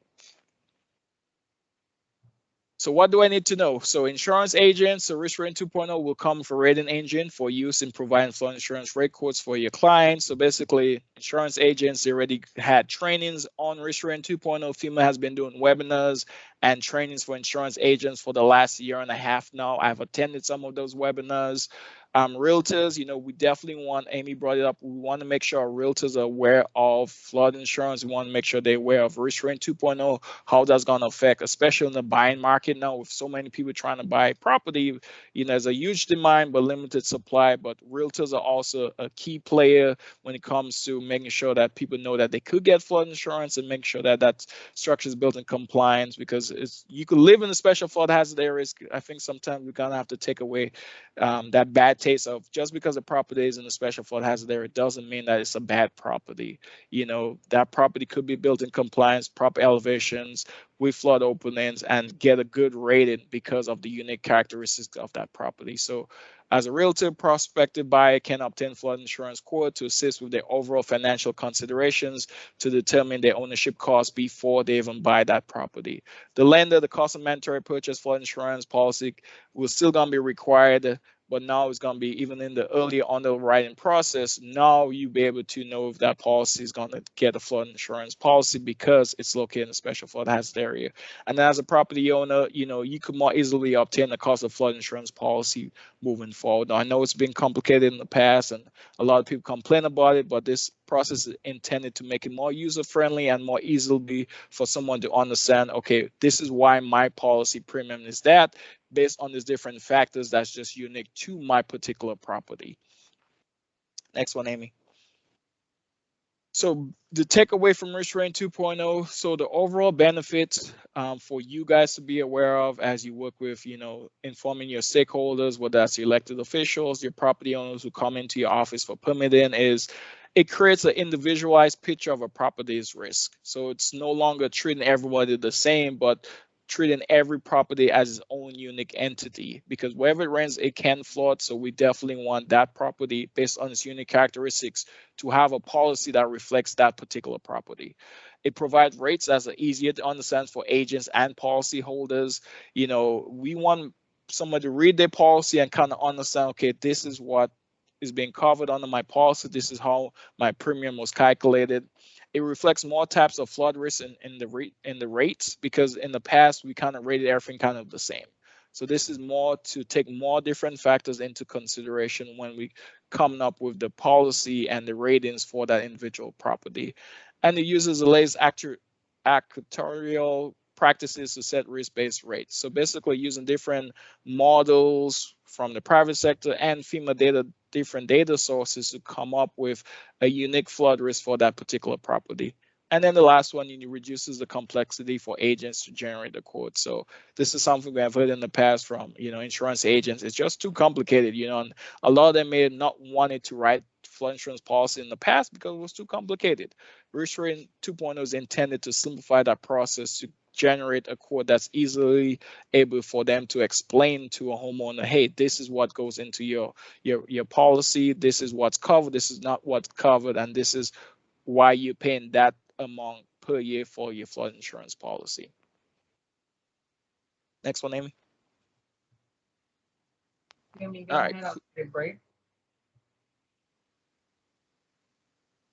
Okay, I'll give you a break. So well, that's only fair. The community rating system, we have 13 communities in Tennessee that participate.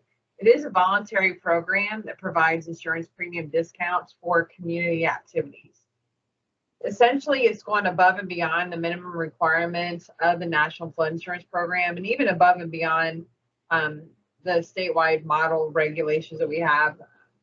The activities that communities participate in can reduce and avoid flood damage to insurable property, and it can strengthen and support the insurance aspects of the National Flood Insurance Program. And one of the biggest keys of the program that I like is it can foster comprehensive floodplain management. A lot of times in communities, the floodplain administrator is doing 20 different jobs, and there's other agencies within the community, and they don't always talk to each other. Let's say that I'm the planner, and there's a building inspector, and there's a zoning administrator, there's stormwater management, there's road superintendent. We all don't really talk to each other. We don't think about floodplain management activities. This is really a way to kind of foster discussions and make sure that no one's working in a bubble, but that we're all talking together when there's a development project to make sure that it's compliant for NFIP purposes. Credible activities, we talked about, I think in December, we talked about CRS. Some of the key creditable activities include public information, as far as having your floodplain regulations available for review, let's say the local library. Also reaching out to property owners that live in a special flood hazard area to encourage them to have flood insurance, purchase that, and also doing education outreach to realtors and insurance agents. There's mapping and regulations as far as if you have a geographic information system, having a floodplain layer on there, and then having higher regulatory standards within your regulations. Flood damage reduction. If you have a hazard mitigation plan, are you working comprehensively to reduce flood damage potential in your community as far as doing property acquisition and other types of projects in your community, or even having, let's say, a safe room constructed in a school or retrofitting that into a community facility.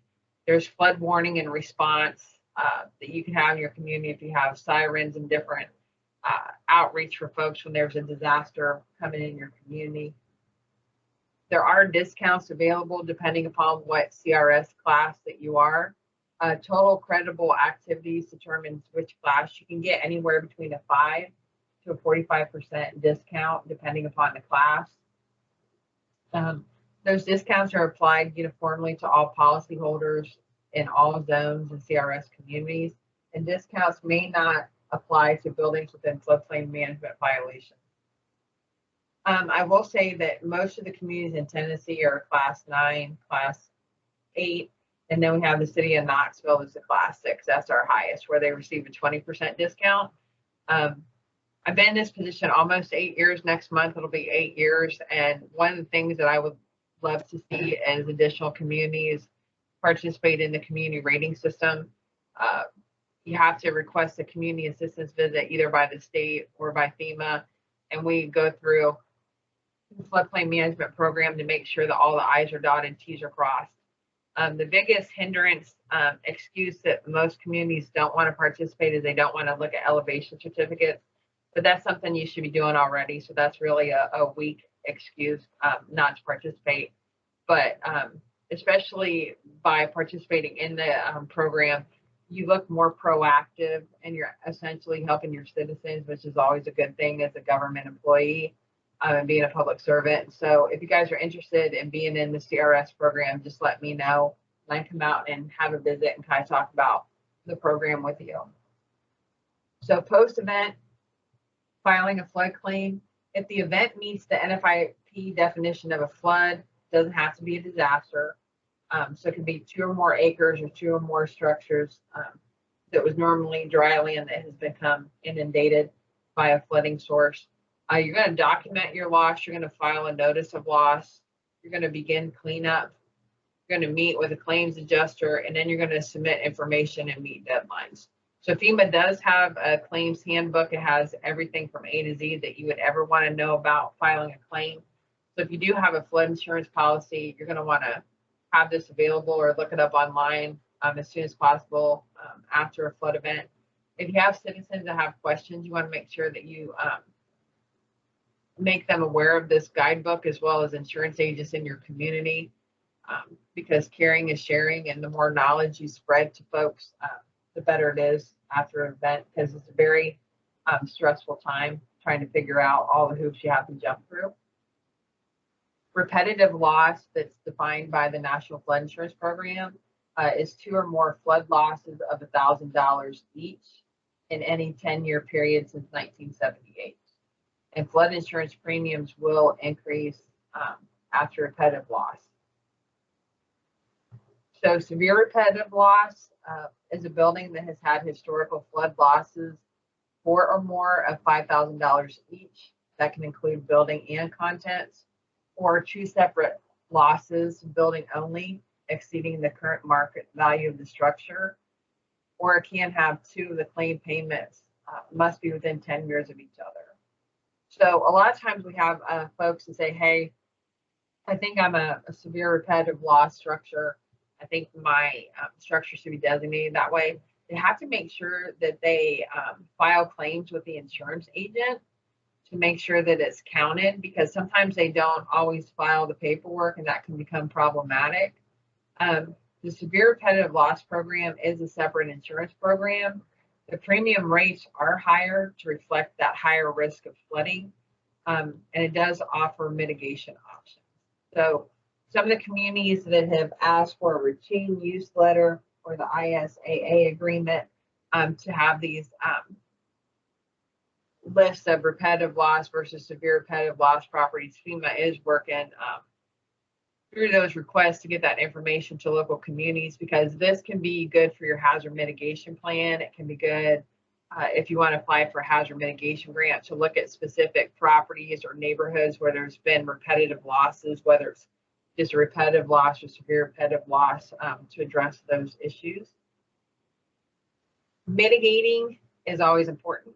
The community is notified by FEMA for repetitive loss and severe repetitive loss. Your floodplain administrator can assist with mitigation options.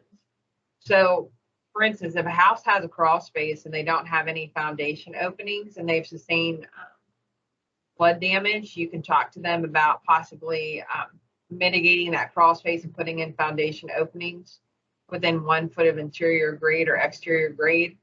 That's one thing that they can do. You can also talk and have the property owner talk to the emergency manager about possibly doing property acquisition. And also talking with your elected officials about mitigation options, because a lot of times I don't think local elected officials understand what's available. Or if you look at the Flood Ready Tennessee group that talks about wanting to have more mitigation options, those options are already available. They just need to reach out to the state hazard mitigation officer and talk to him about hazard mitigation grant program, flood mitigation assistance, or the BRIC program for grant opportunities and timelines to apply for those grants. And then, as talked about earlier, there's acquisition or relocation of at-risk structures to create open space, elevation of existing structures. Sometimes you can have demolition and rebuilding to meet floodplain requirements. I know after the Waverly flood, Larry Lascura is working with some folks that are demolishing homes and are going to rebuild those structures to meet the flood damage prevention regulations. And then dry flood proofing of non-residential and historic properties. But keep in mind, if you're going to flood proof, they have to figure out how to deal with hydrostatic, hydrodynamic forces, as well as what kind of flood resistant materials, and then document that within the flood proofing certificate and have a maintenance plan.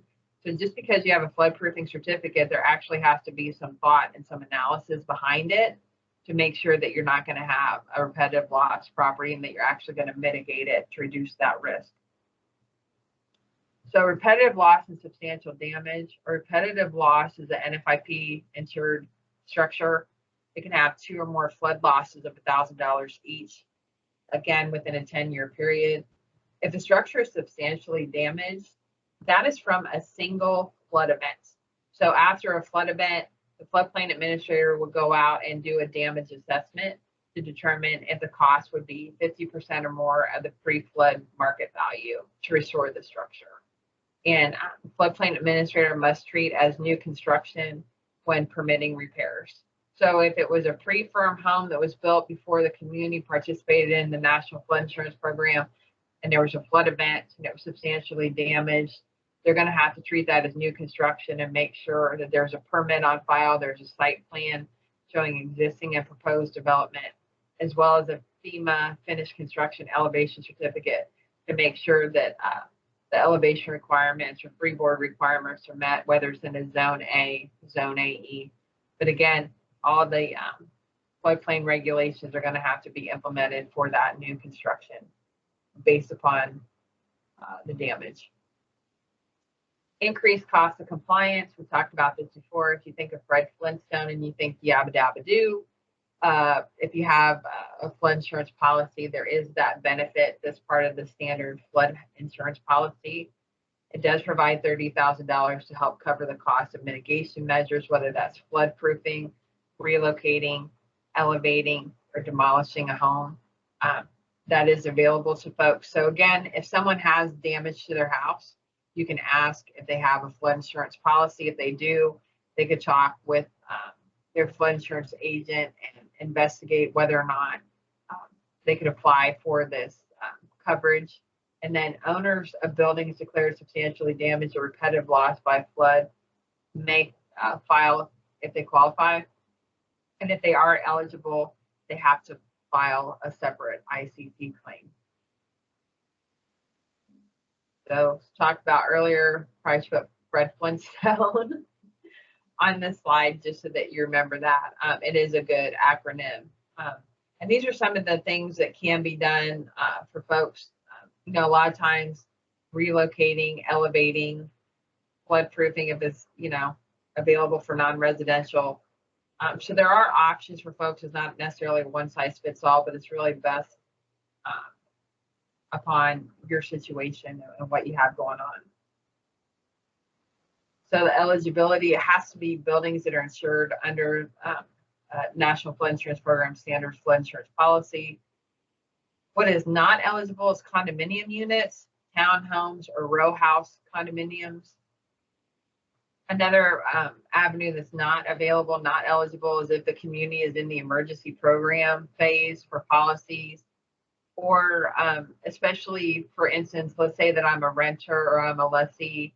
If I don't own the structure and I have a contents only policy, it's not eligible for ICC because I don't own the structure. Group flood insurance policies is not eligible, as well as detached garages, unless it's insured by a separate policy. So eligibility for increased cost of compliance repetitive loss payment. In order to receive it, the community must have adopted or enforced a repetitive loss provision in their floodplain management ordinance. And the structure must be covered by a contract for flood insurance. And it must meet the definition of repetitive loss structure. A repetitive loss structure has two paid NFIP flood losses of $1,000 each in any of a 10-year period. So again, keeping records is really important as a floodplain administrator, especially when a house has sustained damage, and the cost of repairing the flood damage on average must equal or exceed 25% of fair market value of the building at the time of each flood. So as we talked about over and over and over again, when there is a flood event, going out and doing substantial damage assessments and determining what that percentage of damage is based upon the fair market value is important. So the owner may be eligible for benefits after substantial damage. Again, it has to be brought up to code. So if the community has building codes, you're going to want to make sure that they meet the NFIP requirements as well as international building codes. And then you want to make sure that mitigated structures reduce their flood risk. By reducing their flood risk, they're going to have lower premiums.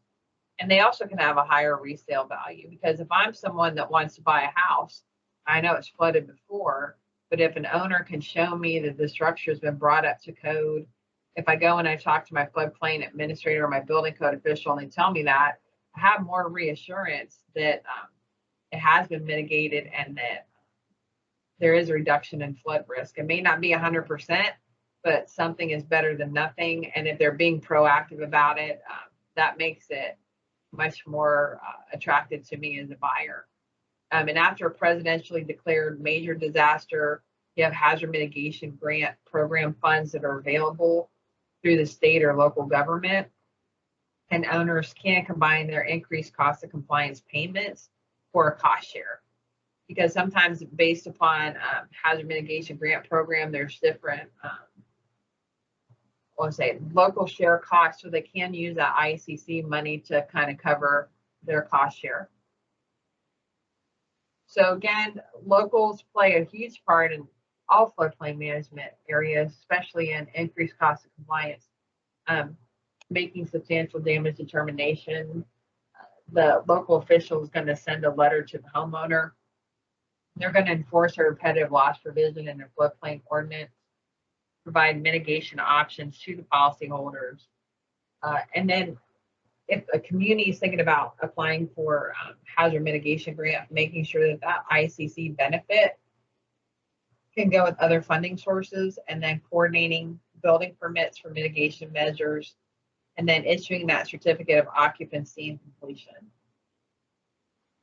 We all know that if you have a building code official in your community, they are very well acquainted with applicants and making sure that structures are brought up into compliance. I was talking to a building official yesterday. He told me that one of the structures in a floodplain had an issue with getting the certificate of occupancy, and he just went out and talked to the property owner and said, hey, you got to bring this into compliance. I'm not giving you a CO until you do. So there's some that are very good and very firm and very fair about making sure that all the issues are addressed before they issue that certificate of occupancy. There's a group flood insurance policy that are offered to individuals who do not have flood insurance and have received assistance from FEMA after a presidentially declared disaster. Disaster assistance funding is through individuals and household program, and it triggers a requirement to obtain and maintain flood insurance on the property. When we think about a group flood insurance policy post-disaster, the policies provide up to 3 years of flood insurance coverage. Before it expires, individuals have to purchase a standard flood insurance policy through a local insurance agent. If coverage is not obtained and maintained, they may not be eligible for future disaster assistance. So it's kind of the carrot and the stick. The carrot is if you have a group flood insurance policy right before it expires, you get a standard flood insurance policy. If you do not, then you're going to have the stick of not being able to obtain future disaster assistance. So again, you want to make sure that you keep all those things in mind when you're talking with folks. Again, after this presentation, make sure you send this to some of your flood insurance agents, some of your insurance agents in your local community so they understand some of this, because if they don't attend training, trying to understand and have continuity with coverage may be hard for property owners. So you want to make sure that you educate your local officials and local stakeholders of this information. So floodplain management and flood insurance. Floodplain management actions may affect insurance rates. Maintaining and updating flood maps. Whenever we have a remapping study in a community, we request that local floodplain administrators come to the meetings, engage, participate, comment, and then they have to live with those maps. So if they don't look at those maps and there's something wrong on the map, guess what? You're stuck with it. So you want to make sure that you maintain them, that you actively are involved in updating the flood maps and doing education and outreach to property owners, and then maintaining elevation certificates, because a lot of times I get phone calls every week from realtors and different people, buyers, sellers, asking for elevation certificates.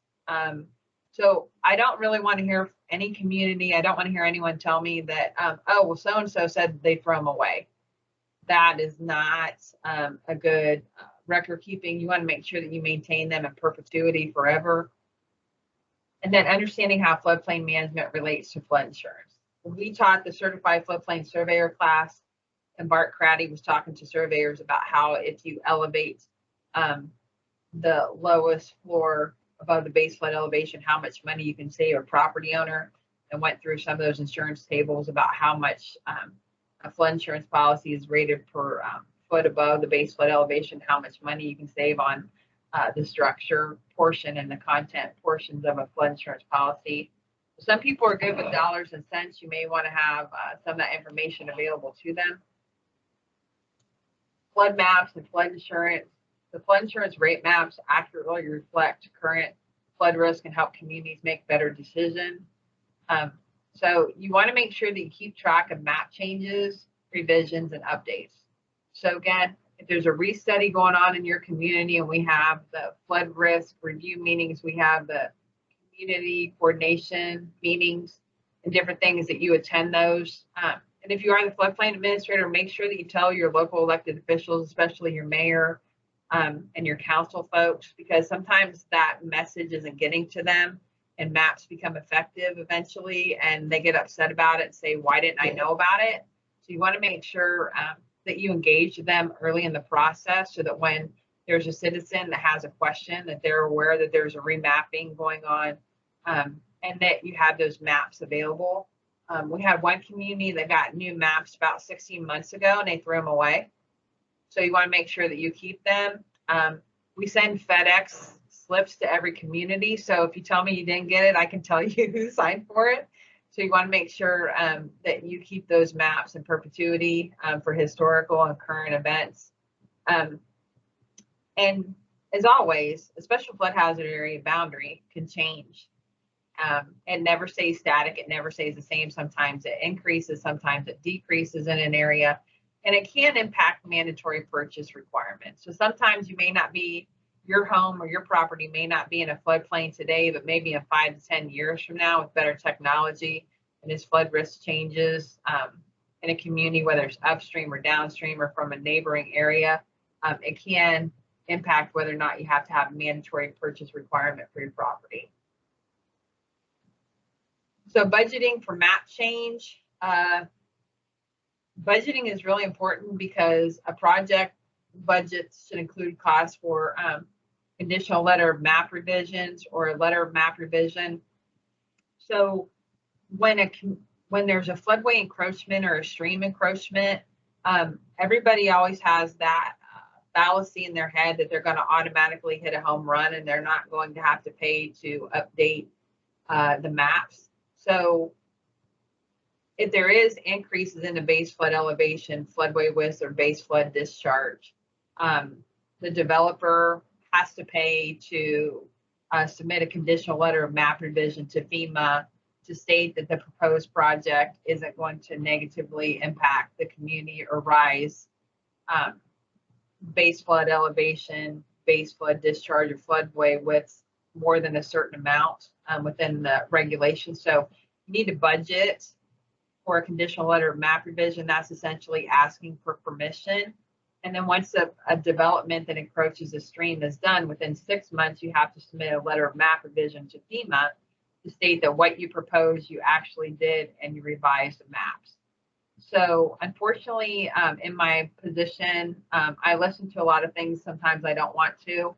And if an engineer is working with a client, they need to make sure that they tell them of all the costs, and that instead of just assuming you're going to have everything magically fall into place, talking to them about how much a map change could be.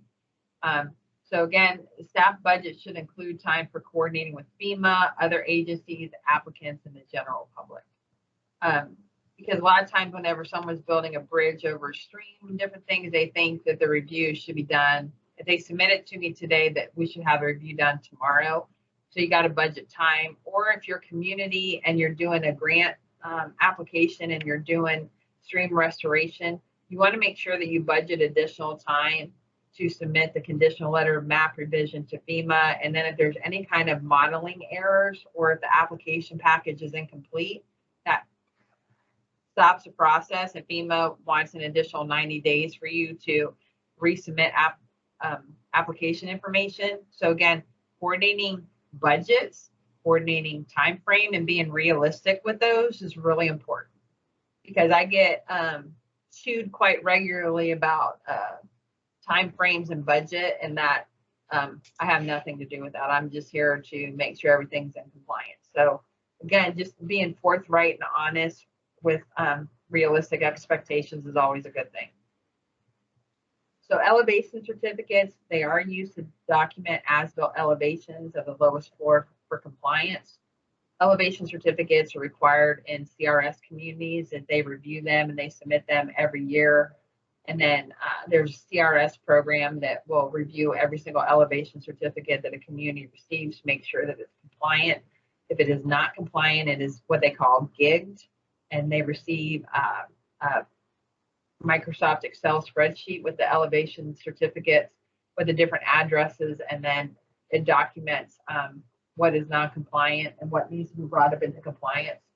And then the elevation certificate can be used to support a letter of map change as far as documenting the base flood elevation, the lowest adjacent grade, for those different letter of map changes. So it is important to keep those on file and use them in reference if someone has an issue later in the future. So elevation certificates and insurance, it is not required now to rate a flood insurance policy under risk rating 2.0. The property owner may submit the EC to provide more detail about the structure to receive a better flood insurance policy premium, because sometimes they'll look at all these different metrics, but maybe someone feels that their flood insurance premium is too high. So what they can do is submit additional documentation documenting their first floor height, their lowest adjacent grade, and their flood openings. So I think in the future, flood openings is going to get a lot more importance as far as maybe having engineered openings and having that ICCES form to document what the flood opening is certified to, how many square inches of openings it has, and making sure that that section is completed correctly on that elevation certificate. So floodplain management decisions and flood insurance. Communities must ensure all floodplain development is compliant. I love that. That should be everybody's mantra, is that you want to make sure that all your floodplain development in your community is compliant. That you have over-the-counter consultations, that you become more confident and comfortable with your regulations, that you understand exactly what you're supposed to be doing to make sure that the development is compliant. And from the flood insurance side, if it's all compliant, it will impact flood insurance rates, because again, if you're elevating the finished floor, if you have foundation openings, maybe folks won't pay as much for flood insurance. And regulations usually only apply in the special flood hazard area for the regulations. Mandatory purchase applies inside the special flood hazard area. Higher standards can apply to all flood zones, and insurance is available in all flood zones. So you can higher standards are optional but encouraged, and higher standards may lower premiums, and violations must have legal penalties, and violations can lead to higher premiums and loss of discounts. So again, you want to try to avoid violations as much as possible and make sure that people are coming in to get permits before development occurs. Again, you always want to ask for permission, because forgiveness can be very expensive and very difficult to achieve. So there is what's called Section 1316. It's part of the National Flood Insurance Program. And I do know one case that happened. The community requested, after exhausting all compliance enforcement options, they write a letter to FEMA declaring that Section 1316 on the property. So there is a community in Tennessee that there was a manufacturing company that was in a special flood hazard area that repetitively flooded. It was a severe repetitive loss property, but the property owner made no attempt to bring the structure up into compliance. And so the local community wrote FEMA to ask that Section 1316 be placed on the property. And what that really means is that the property becomes ineligible for flood insurance. There's risk of damage with no insurance compensation. So essentially, if you have a Section 13 on a structure, if there's a flood event, they're not going to receive any kind of insurance compensation. There could be possible mortgage foreclosure, denial of most types of disaster assistance, and could lead to reduced market value. So, it's kind of one of those things that as a floodplain administrator, he or she in good faith will work with the applicant to try to bring their structure up into compliance. And every once in a blue moon, you will have someone that doesn't want to mitigate their flood loss, mitigate their flood risk. And in rare occasions, this can be used if they don't want to bring that structure up into compliance. Yeah. Have you had much experience with this, Julius? I had one or two cases. What I usually tell communities is that you have to exhaust everything in your floodplain ordinance. So you have to go for all the penalty section in your floodplain ordinance, and the big one is you have to document everything. Because in order to issue 1316, FEMA is going to request all the documentation to see the timeline of, okay, what was the incident? What did the community do to remedy, to bring that structure into compliance? Whether it's stop work orders, taking them to court, issuing fines, the whole legal process before we get to Section 1316, because 1316 is a big deal. So we want to make sure the community has done its due diligence and has documented everything. So that's why when you hear Amy talk about documentation, do not throw anything away. Document every single thing, because we're going to need that paper trail in order for us to certify that property should be put on the list and be given section 1316. So if you're not documenting everything right now, I'm gonna tell you folks, start documenting stuff. If your records are not up to date, if you're not issuing permits, you're not getting that EC, you issuing the certificate of occupancy without getting that EC, you're not verifying all these things, start doing it now, because I always tell folks, when things start hitting the fan, that's when everything else that you wasn't doing correctly comes to the surface. So in order for us to put a community, we need all that documentation and we need a timeline. So document everything, do not throw everything away. And then if it comes, push come to shove that this property owner is just giving you a hard time and just won't do anything, then we could go down that route of 1316. But it's tough to get to 1316, so it's not automatic. So. Okay, thank you. Flood insurance outreach. Educating the public about floodplain management impact on insurance premiums is really important. We've had different re-studies done throughout the state, and one thing that is sorely lacking is outreach.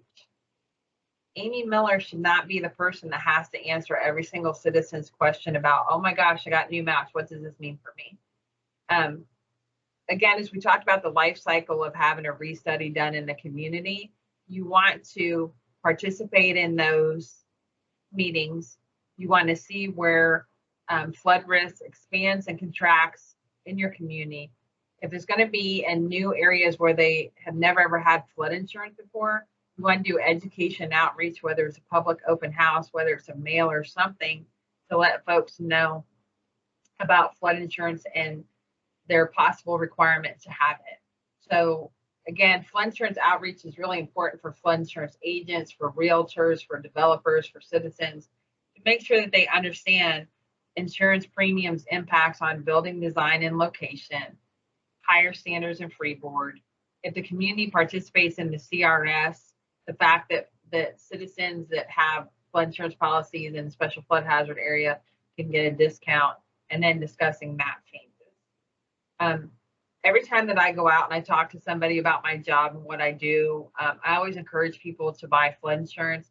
And even if someone is, let's say, putting a home on a structure that's outside a special flood hazard area, but they're nearby, I always encourage owners and renters to buy flood insurance, because you just never know. And again, having yourself protected, I think, is more important than not, and then having to worry about how you're going to replace all your contents or rebuilding your structure. There are some resources available. When we were teaching the Certified Floodplain Surveyor class, we talked about the flood insurance manual and how that gives a lot of good information about flood insurance. There's also a claims manual. There's summary of coverage. The NFIP has a flood claims process fact sheet. And then it also has a prior claims reset fact sheet. There's also resources for insurance agents on floodsmart.gov. I'm always one of the favorite resources when you guys have questions as far as who to call, or if you can't locate a flood insurance agent. I do know one person, and I recommend her statewide, because she's actually been to our conference years ago, and she does training and she understands how to work with people. She's not pushy as a flood insurance agent. So some resources listed below is floodsmart.gov. And then there's also additional information on risk rating. We've sent this out before that has just a fact sheet on risk rating 2.0 and the state profile for Tennessee and how that's going to impact citizens. One of my favorite things to recommend is a flood or FEMA mapping and insurance exchange. There are customer care operators that can help with questions about mapping and insurance. They provide a full range of information to make informed decisions. One of the best things to do is they have a live chat feature. So they'll come on, and let's say that Julius logs on. They'll say, "Hi, Julius, how can we help you?" And it's so it's so friendly and so nice. And they have people that'll come in and help you with any and all questions to make sure that you're getting the information that you need. They're technical experts, so they do this 24/7. And they're really good at answering questions for people. And then sometimes if you have a question, I kind of copy and paste the chat function and chat feature, just so that if I'm asking on behalf of a surveyor or property owner, that they know what was said and they have that documentation. So it is a really good resource if you have questions. So make sure that you take advantage of that. If you've never been on that site before, we encourage you to. If you just have a simple question or somebody has a question about insurance, contact them. There is also, when it's more technical and in-depth, there is the Office of the Flood Insurance Advocate. I had a citizen call me probably about 3 weeks ago where he was being rated for his flood insurance policy for the basement, but he actually did some mitigation efforts to close off a door from his house, and he wanted his flood insurance policy to be rated to the next higher floor. And so he actually reached out to the Office of the Flood Insurance Advocate, and they answered him within 24 hours and gave him the determination that he wanted. So he was really, really, really, can't say really enough, happy that he was able to reach out to them. They're very proactive. They have a great staff. They're really well versed in flood insurance and being able to answer all kind of questions that even Julius and I may not be as well versed in. They're really good technical assistance, and they can provide education and guidance on all aspects of the NFIP. They can talk about identifying trends and making recommendations for improvement to FEMA leaders. So yeah, I would add on. I usually call them the last line of defense for flood insurance. I had in my 6 years at FEMA, I had one case where a property owner was had some issue with substantially damaged property, and they were trying to use ICC, and they were just having a hard time. They have reached out to numerous different FEMA contacts, and they felt like they were just getting the runaround from FEMA, So I sat down, listened to them, and and I kind of called the insurance advocate, and I spoke to one of the staffers, and I explained the property issue, and I said, hey, I'm gonna give you this someone's contact information. They're gonna contact the office, and then can you provide them some assistance? I think that they could provide better assistance than I could. The reason why I did that approach is because whenever someone contacts our office, I always try to provide the best customer service. Do I know everything about the NFIP program? No, because the NFIP program is complex, and there's a lot of things that I'm still learning myself too, even doing this job for a number of years now. And as Amy alluded to, there's things that we may not quite, because of our expertise, we may not be able to give that person that answer that they're looking for. So what I try to do is I try to find somebody who could help that person out, instead of saying, well, call this person and this person call this person. That's not how I provide customer service. So for that particular homeowner, I said, hey, I think your best bet is to call the flood insurance advocate, and they will be able to help you. So the case went by, didn't hear anything back, and then one day I just got a random email from the homeowner that says, thank you, Julius, thank you for referring me to them. They was able to help me address the problem I had with the ICC claim. So sometimes you may help somebody and you never hear back anything from them, but at the end of the day, it's to provide that best customer service. And you guys, the first line of when it comes to NFIP, because you guys deal with the property owners. They come in, get the permits, make sure they're building compliant. So you guys are the first people they interact with. Amy and I may be the last people they interact with, but if it goes beyond us, then we could recommend them for insurance to the flood insurance advocate. So they're big on customer service, and I'm big on providing the best customer service I can to anybody who calls and asks for assistance, whether it's insurance or compliance. We're gonna do our best to help you out, and if we can't help you out, we're gonna send you to the right person and not send you on a hoopla trying to find who to talk to. So if you guys have any questions, that's it.